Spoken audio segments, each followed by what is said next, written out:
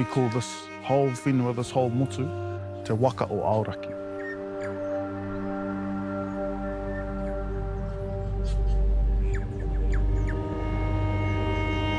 Got a bow. Keen to go for a fly? Yeah.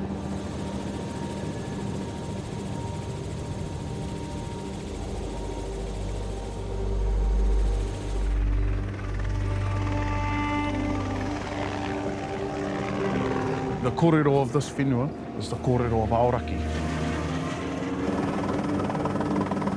Araki and his brothers were in their waka.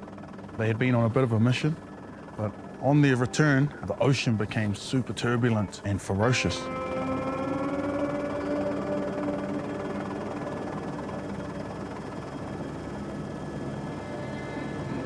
So Araki, being the oldest of his brothers, decided to lay down a karakia, a prayer, to make calm the ocean.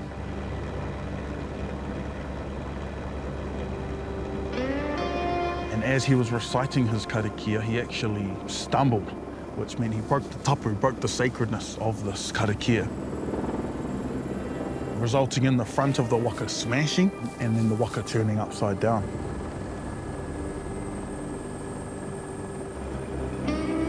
Him and his brothers climbed to the top, and over time, they petrified and turned into stone.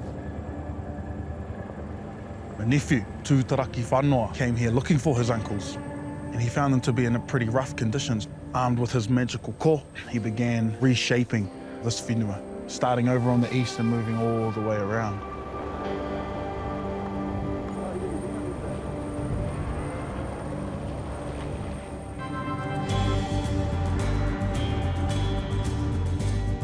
Ko Kahu raki mahu i ka tōku ikoa, ko Aoraki te mau ka Araki.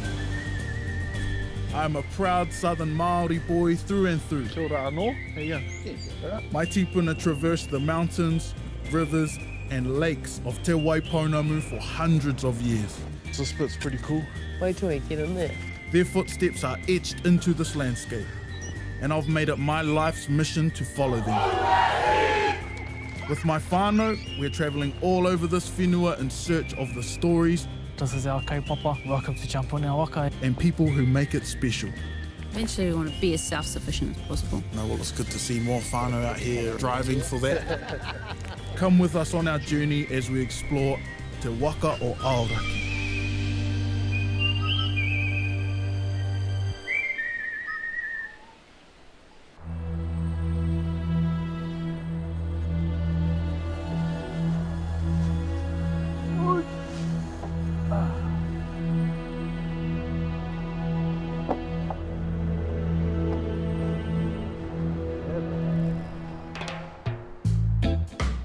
This is one of the many moka of ka tiritiri o te moana, ka moka whakatipu, Beautiful up here, eh? or the Humboldt Mountains. Generations ago, my tīpuna, Rākai Hautu, crossed this range on foot. But these days, there's some easier methods to get to the top. Oh, should have brought my snowboard and got dropped off up there.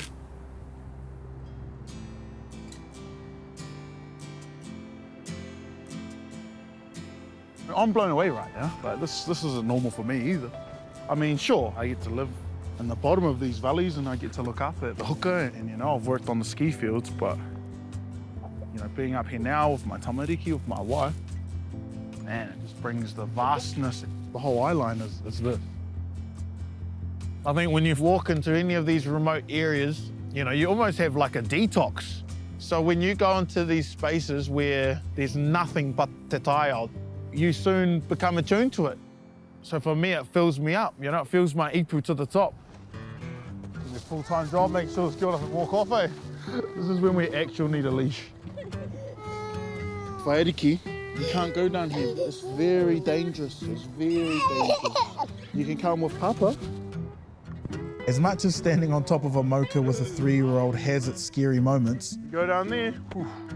being able to take my tamariki into these special places where my tīpuna once stood is an incredible honour. Hold on, you ready? I'm gonna pull this. It's free-range parenting at its best, and the way we stay true to our own whānau values. In terms of the travel, they don't really know any different. This is their normal. You know, when we pack the truck and we put them in, they don't know if we're going for a half-hour drive or a 6-hour drive. They don't know if we're going in a helicopter or if we're going into a plane. We get to a good brother, hey? Life doesn't change, it just evolves, you know. Before actually, this was my lifestyle, flying around, you know, mahi in the bush, just following sort of the kaupapa around. And then when Ashley and I got together, she aligned with what we were up to. You ready? And then we had the tamariki and we made the conscious decision to not really change how we lived. Oh. You know, if it means jumping in a helicopter and going into the bush for 9 days, or jumping in a fixed wing to fly in to check tracks. And you know, we have to take more into consideration, but you know, we can take the tamariki in with us, then we do.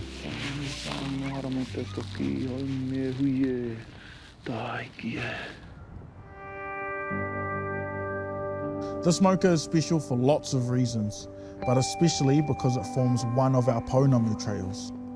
These were tracks our ancestors used to transport our tauka from the west to the east coast. We're going on the topper.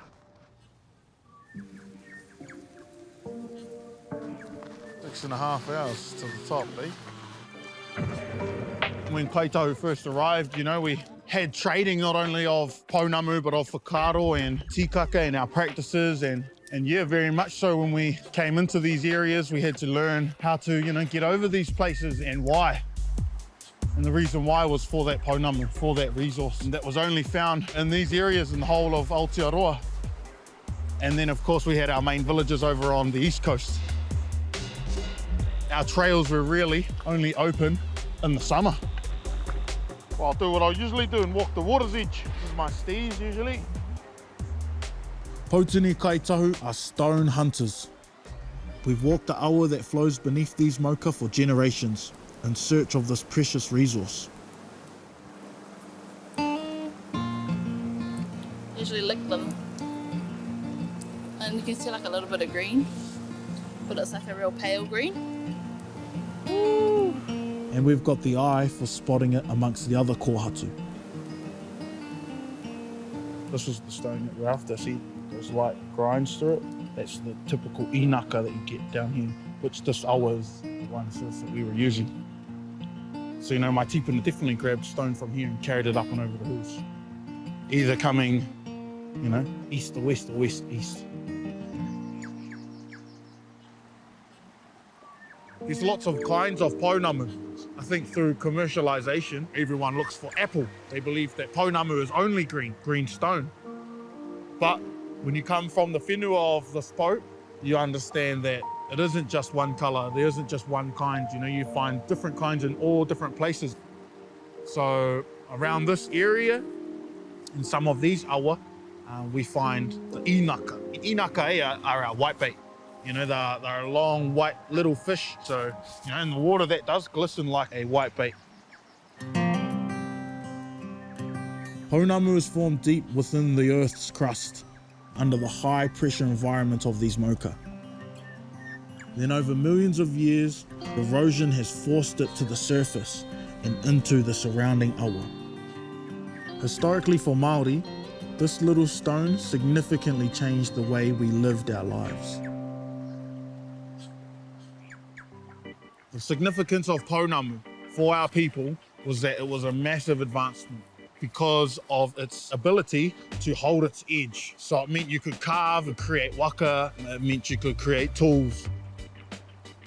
When our tīpuna found that, you know, we could do all of these things for it, of course, like any resource, we want to look after it and I guess in a way control it. Yep. Pre-Ngāi Tahu, there were tribes out here holding on to it. And then of course, our tīpuna Raureka climbed up and over the mocha and came across a rōpū of travelling Ngāi Tahu, showed them this tauka, and then from that point on we say was the beginning of peaceful trading. Oh, hi there.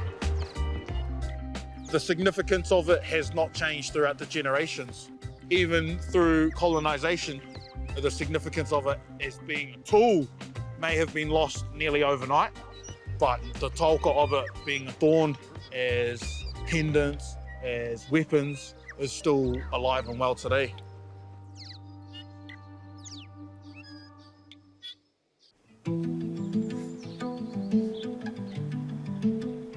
All of our legends, they all connect us back to Te Taio.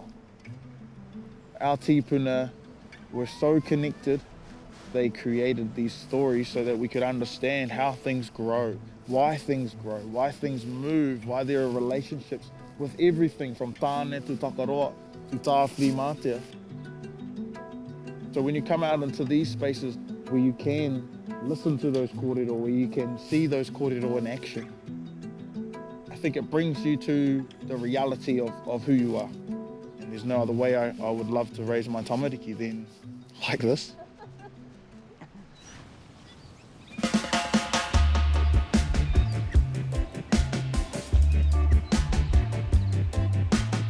Our travels today are taking us to one of the great taoka of Te Waipounamu, Whakatipu Waitai, or in Ngā Reo Pākehā, the Hollyford Valley. That's us, whānau!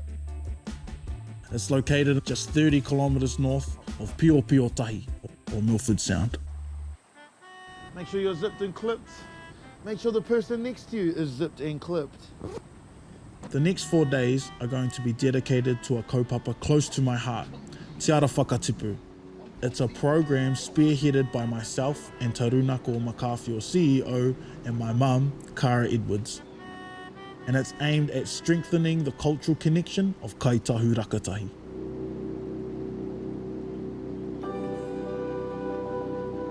So we've been running for over 12 years now, and it was just an idea that my mother had around, you know, the lack of engaging kaupapa, especially for the youth. Come on, big girl. Hara mai.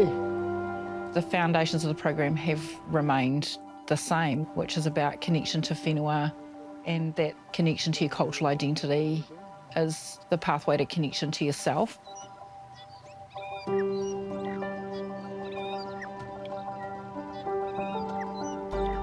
Te Ara Whakatipu Hikoi is run on one of Ngāi Tahu's old Pounamu trails.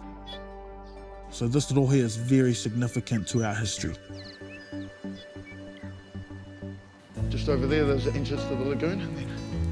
Our kaupapa is called Te Ara Whakatipu, the pathway. So of course we share these pūrākau of the significance of our taoka, why, where, the kinds, and the purpose of our people being in there. Because without that, I wouldn't have had my connection in there. I wouldn't have been in there. My whānau wouldn't have been in there.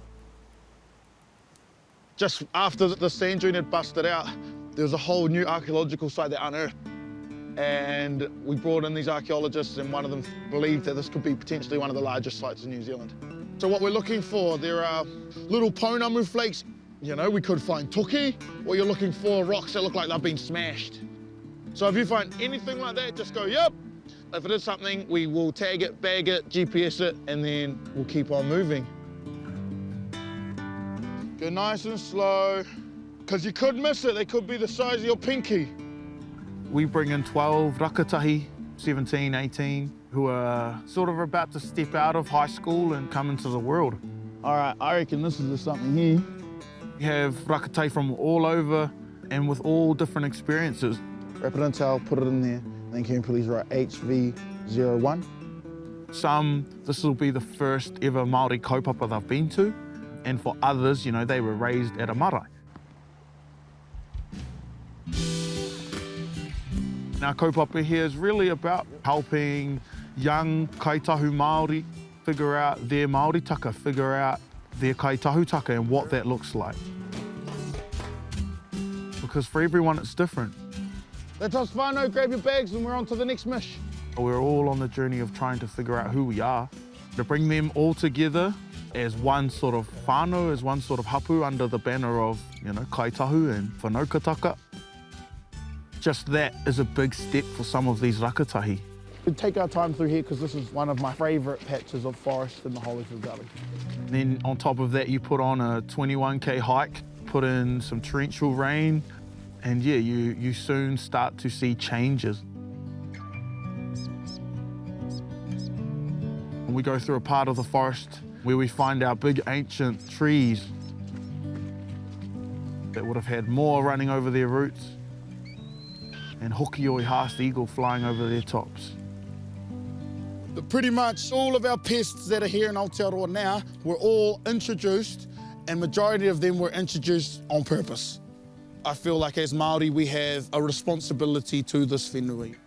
My dream is that, you know, when Tiniuta and Whai Araki are leading these kaupapa, that you can't get any sleep because the Kiwi noise is too loud outside. You know, the kakapo too handy. We walk through here and, you know, you're just deafened by the sound. So maybe as you're walking through this patch, you know, maybe think about what's something that you can do so that your whenua can thrive, whether it's, you know, just the immediate area around your whare, or whether it's, you know, coming back to your marae and doing it, but somewhere that you hold kai te akitaka over. You know, if everyone does their part, we'll get to a place where our whenua is really thriving. As you teach them about the ngahere and all of the rako and all of these things and the ecosystem, you soon see them just grow in their understanding, grow in their reconnection through, you know, this harsh land and through these stories.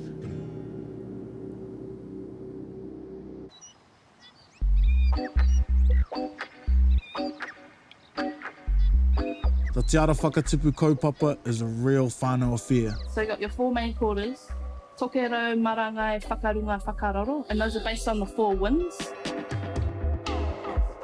So my wife, Ash, we actually met on a waka haurua. She's got a massive background in traditional navigation, celestial navigation. And so the revitalisation of our navigation knowledge started in Hawaii. Because what happened when we were all colonised, a lot of that knowledge was lost.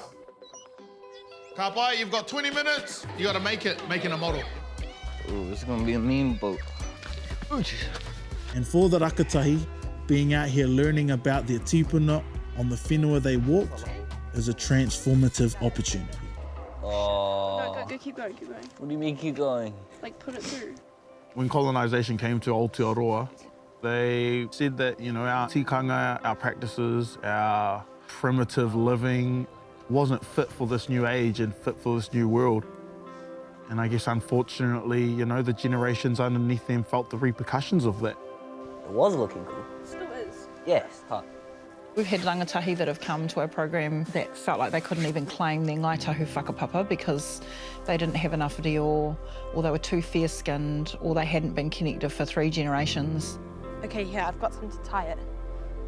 So I've always known I was Māori because my dad is Māori, but I haven't known too much about my actual iwi because I live in the North Island and my dad lives in the South Island. Do you go over, under, over, under?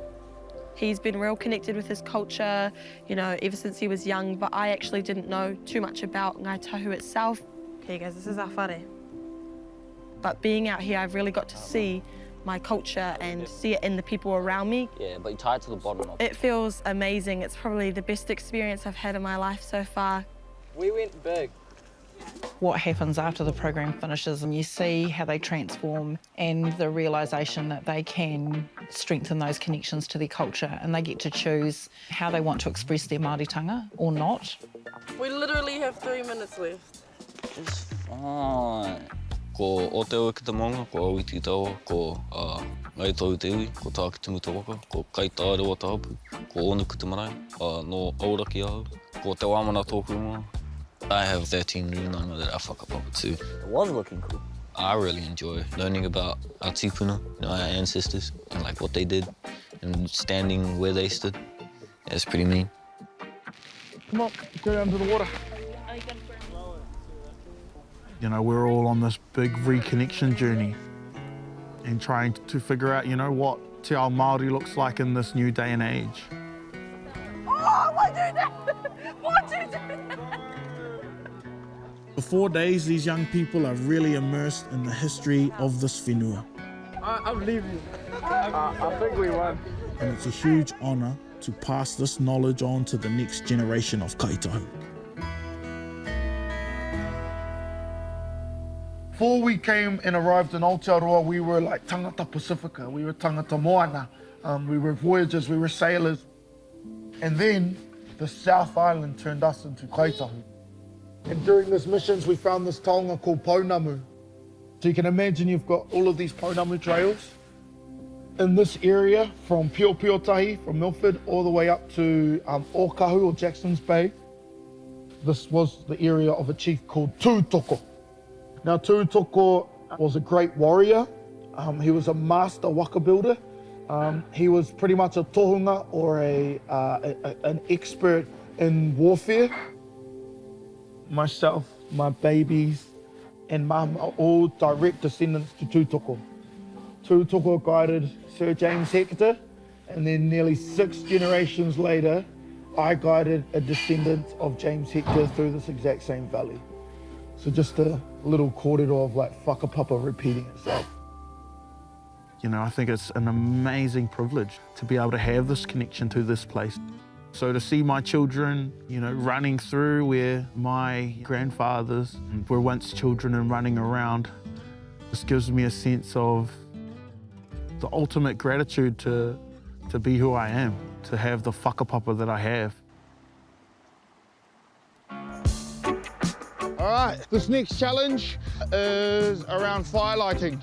Your first mission is to start a fire. You're only allowed to use what is naturally around us and move the majority of your fire into the center. Ka pai, let's go. Find some dry stuff. One of the joyful things was seeing the transition between this being my baby and my kaupapa to Kahu coming on that journey with me and really picking up the hoi and being right beside me, shoulder to shoulder around. This is the thing that he loves most. We're not leaving the beach till we got a fire, whānau. He has his beautiful partner Ashley, and now we've got 2 mokos. It's a 3-generation kaupapa, and they'll be the leaders of this program in, 10, 15 years' time. Oh man, these are so close. These are so close. Hard today with the wet. Quick before it goes out. Beautiful. Yep. Nice. Hey, whakarongo, what are our reflections? Yeah, but you think if at the start you had taken your time, you would have been able to maybe get it a bit faster. Ka pai. We'll get out of here. We can just leave that burning, Let the valley know that ahika's in here. That's where the kōrero ahika comes from, ne? Fire means occupation. Fire means that there's people there. And then nowadays, we talk about ahika as people that keep the home fires burning. And that is what is waiting for you at your marae. That is what's waiting for you at your kazi's house. That's what's waiting for you in your whare. And that's what your tīpuna are wanting you to do, to come and feel the warmth of them.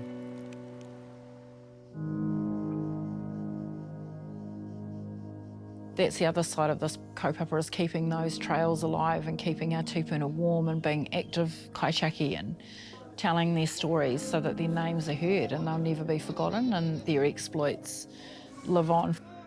Hundreds of years after they've gone, they're still alive in us because we keep them alive, and that's crucially important for all people in this country to keep our heritage alive. Re-indigenising isn't just about, reverting back to living in a hut.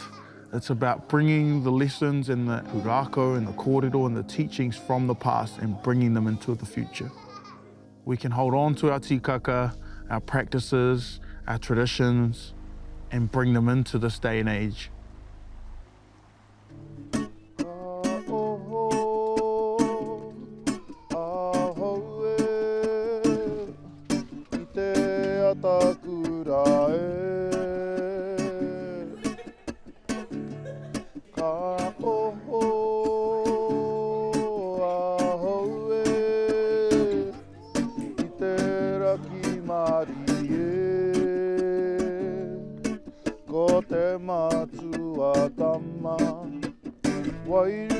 Tapu, ana he rapono.